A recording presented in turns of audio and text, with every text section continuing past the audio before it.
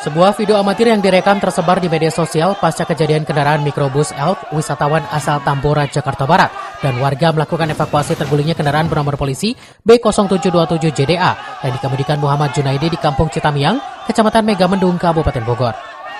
Peristiwa kecelakaan tunggal ini yang membawa wisatawan ini diduga pengemudi tidak menguasai medan dan jalan yang menurun hingga tikungan tajam.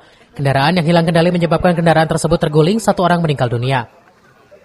Untuk kronologis, sebelum terjadi kecelakaan lalu lintas, kendaraan mikrobus Isuzu Nopol B7027JDA bergerak dari arah Ciawi, Villa Paradise Hill menuju Megamendung. Setiba di TKP, pengemudi kendaraan mikrobus Isuzu Elf tidak dapat menguasai laju kendaraannya, lalu bergerak oleng ke kiri, membentur bahu jalan dan terjatuh ke tebing jalan jalur Curug Panjang sehingga terjadi kecelakaan laka tunggal.